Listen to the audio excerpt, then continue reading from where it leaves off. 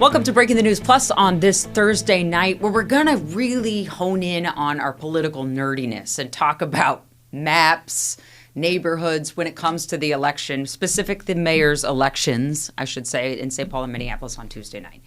Danny Spiewak, our chief political reporter, is here, and as big a nerd as I, has looked at these maps to figure out what the path to victory was in both St. Paul and Minneapolis for the mayors that won through the neighborhood. So let's start with Kaliher in St. Paul because it was such an upset. What neighborhoods did she carry with her? It was really interesting when you look at the map of St. Paul. She did very well in parts of Summit Avenue in St. Paul, also parts over kind of towards the University of St. Thomas, Highland Park area, parts of the east side, west side of St. Paul. She did very, very well. This was, of course, a very close election, and she was not the leader on the first ballot, but through ranked choice ended up defeating the incumbent Mayor Carter. But she really carried a lot of that support. I'm not saying this swayed the election, but there was an interesting, of course, if you live in St. Paul, debate over the future of Summit Avenue, and there had been a plan under the Carter administration, at least his parks department. This wasn't something the mayor specifically was always talking about, but there was redesigning Summit that really spurred a lot of opposition. And if you went down Summit, you saw typically a lot of signs for her, and so that was just one. I'm just using that as one example of an area, but really it wasn't as though there was, pocket here or there that she did really well and he did horribly in. It was just she kind of had these strongholds in these, 3-4 specific areas of St. Paul. And it was a close enough election that with ranked choice, she was able to make it work. And that's really interesting, just to use that Summit example, whether most of the people watching this don't live there, but for the people that do, and I don't live there, you don't live there, newsflash, Carolina News people don't live on Summit, which we did. That it was a hyper-local issue that had almost everybody that lives there invested. And so it's kind of smart politically to go to people you already know are invested on an issue to talk to them about your politics. You see what I'm saying? It's a high voter turnout area, so you might as well go there. Yeah, and I think if you actually look across the city, I think St. Paul is such an interesting place because, maybe compared to Minneapolis, there's so many local, very nuanced issues just to St. Paul. And Minneapolis has its own local issues, but St. Paul is just its own place, and when it comes to just the future of the city, and a lot has been made of that, the platforms of her and Carter were actually fairly similar. It was really just what person do you want running the city? And I don't know if the city felt there was some complacency with the current administration or if they just wanted a change. But I think she really tapped into that and was able to garner just enough support for a change that she was able to win the election. But St. Paul is just such an interesting city because it really was hyper-local from neighborhood to neighborhood. What are you feeling in terms of, property investment, in terms of business development? I think she did really well on that messaging for that. What I think kind of proves your point as well, or is illustrative of it, is that Mayor Carter and Kaliher, up until Election Day, actually campaigned together on that ballot question of imposing those fines. So how often do you see the two people fighting against each other for the same job? They're like, yes, but we also both think you should vote yes on this. It almost makes you think that you wish other cities could replicate this, where you have two people that, obviously have their differences. But, she, of course, we know that Representative Her worked in Mayor Carter's office, and that was how she got her start in politics. And so you almost wish other cities could replicate that, like a friendly campaign of let's see who has the better vision, let the voters decide, and then accept the results. It would be so great if we could have that in every city. Yeah, we're starting to come up with the idea, I guess, here in real time. Because you saw that in both the victory speech and the concession speech we covered on Breaking the News last night.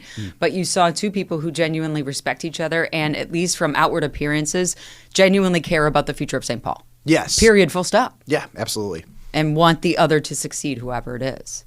I'm sure Mayor Carter's disappointed, but that came across, at least to me, in viewing those. Okay, let's turn the page to Minneapolis. Very different. So you had more candidates, but really two front runners, we thought, with Omar Fateh and the incumbent Jacob Frey. So Jacob Frey took one neighborhood that most were certain he would get, right? Southwest Minneapolis, but he also looks like he took North Minneapolis. Yeah, he's had a significant amount of support on many portions of the North Side in the last couple of election cycles. Has made a lot of inroads there, and so not every single neighborhood, Right. block to block, it can vary, but wide swaths of the North Side, Mayor Frey has very strong support. And where Senator Fate really had his support was kind of like Representative Herr in St. Paul, was in his district, his state Senate district, and that includes where? South Minneapolis and just sort of like that part of especially like Kingfield area or just Phillips neighborhood or Seward, Cedar Riverside, just those sorts of areas of his Senate district, he did very well in, and he was very close. I think if you really look at the election results, the mayor obviously had the lead in the first ballot, and then he won by about 6 percentage points. But on his second ballot 4 years ago, he won by double digits, Mayor Frey. So Omar Fate was really able to narrow the gap. Did have that significant support in certain neighborhoods, but the mayor did very well in the Southwest Minneapolis. He did really well in like the Lake Nokomis area, and did very well in North Minneapolis.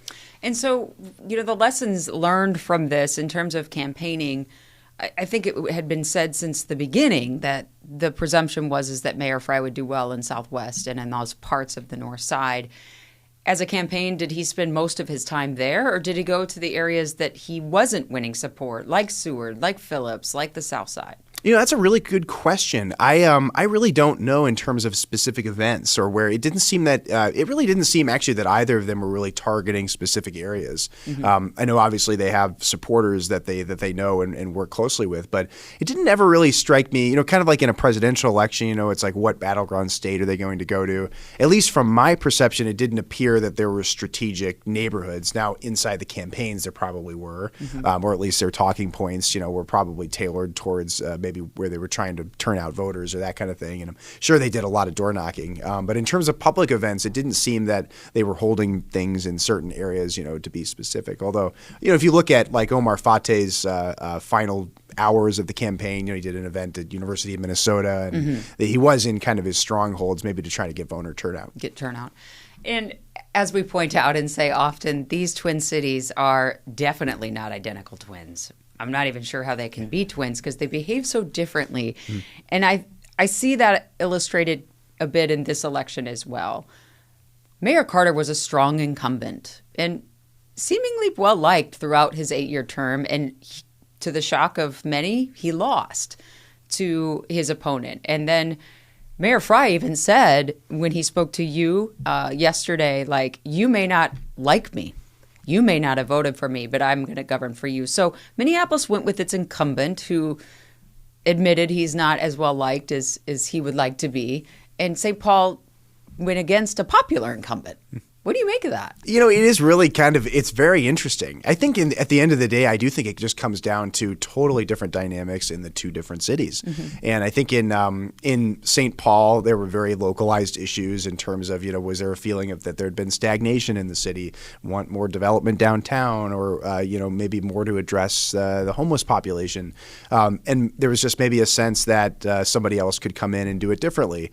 In Minneapolis, I think it was just there's been so much in terms of the aftermath of George Floyd, and there's been so much national attention on the city that I think the race maybe got bigger beyond just Minneapolis. Although, as I've tried to say, in my opinion, a lot of people try to draw parallels with New York City and Mamdani, but I think Minneapolis was way more localized than something even like that. And, absolutely. Let's talk about that, because this is something that I've talked about, with friends, because of course this is all I talk about when I'm not at work too, where it's an easy national headline. My own mother this morning said, "Oh, you didn't pick the Minneapolis Mamdani, that your city didn't," and I'm like, I see no similarities between Mamdani and Fate other than a label. It's two totally different candidates and a different set of circumstances. Yeah, and totally different circumstances within what are the big issues. Like in New York, everybody seems to know somebody that lives in New York City and is dealing with the housing crisis or the affordability, and we may have that here to an extent, but different. It's not a rent control thing. It's home ownership rates and homelessness and stuff like that. Yeah, and so then in New York City, it's just kind of like, and then of course you have Andrew Cuomo running, who has his own baggage, and it's just the option of candidates is much different. The moment is different. I mean, to me, it almost is like trying to compare elections in two different countries. It's like saying, like, there may be some common themes between what happens with the British Parliament and the United States, but it's like they're two different systems and two different places. It's just sort of like Minneapolis and New York City are so different that while there may be some common threads in terms of democratic socialism or centrist candidates or the messaging, just the local issues are so different that I'm hesitant to draw comparisons to the results. Yeah, same. 100% agree. My last question is specific to Minneapolis, or last topic of questions. This, I believe Mayor Frey has said he will not run again. This is his last time, right? Yes, third and last term. Third and last term. And so now the city council has shifted a little bit, and one could say it's shifted in his favor. There's no longer this veto power over the mayor. So is this his final shot to actually push through an agenda he actually wants? That's a really good question. I think it'll be a mix. I think there are certain things he may, and he was asked about this yesterday at his press conference about, his aligned PAC, not his, but the All of Minneapolis group that supported candidates who align more with the mayor.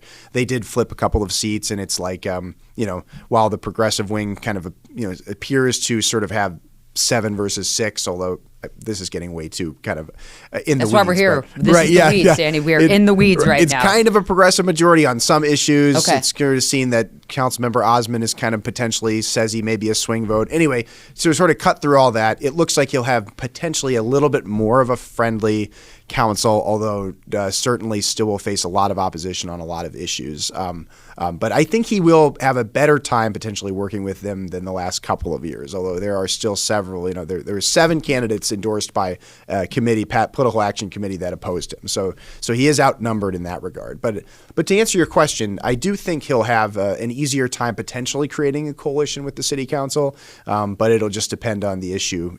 Whatever they're voting on or talking about, it could vary. But I think it'll be a little bit easier for him. He probably has to be pleased to at least see the needle move a little bit. But the more progressive members of the council still retain a lot of influence. I know you asked him yesterday, and curious to share with our watchers tonight his answer. What are the things he wants to do in his final term? Well, he talked about some revamping of government structure. He talked about public safety a lot, continuing the police reform efforts. And he talked about, he's talked about affordable housing a lot. And I think when it comes to public safety, I think in many ways that will shape his legacy, because he was the mayor during the murder of George Floyd, and he's been the one that hired Police Chief O'Hara to oversee the change. And so I think if he gets to the end of 4 years and the police department has, become a model of reform and people are pointing to, look how far they've come, I think that would make a big difference for his legacy. But if they stagnate and, those changes aren't seen, I think that would be a real detriment for him. So I think public safety is a really big deal. And there was some rumblings that, Chief O'Hara, people are saying, oh, he's looking for another job. I guess my first thought with that is, well, everybody always is. You hear that about PJ Fleck is getting a new job every week and somebody's interested. For Chief O'Hara, I would think that, looking at it, he's not an elected official, but he's kind of with the Frey administration. So if Senator Fate would have won, he's thinking maybe I get a new gig. Who knows? It's all speculation at this point. But as far as what you've been told through your sources, will Chief O'Hara stay on the job and work with this administration to see this through? Mm-hmm. Yes. The mayor has definitely said he's 100% behind the chief, and they had both said that there was no truth to the rumors that he was linked to the Charlotte job.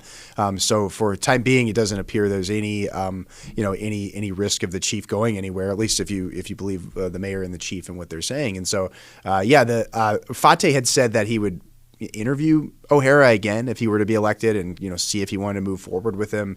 But Mayor Frey has said he's 100% on board. The Chief O'Hara is going to continue with the reform efforts. Last question, Senator Fate remaining a senator?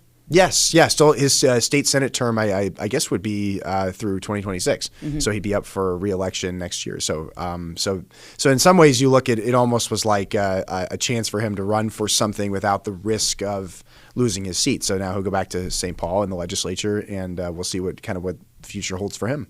All right. Interesting. There's so much more we could talk about, but there's other days for that. Danny Spiewak, we appreciate you coming on tonight to talk about maps. Yeah. Nerdy stuff. Yeah. Thanks for watching Breaking the News Plus. We'll see you next time.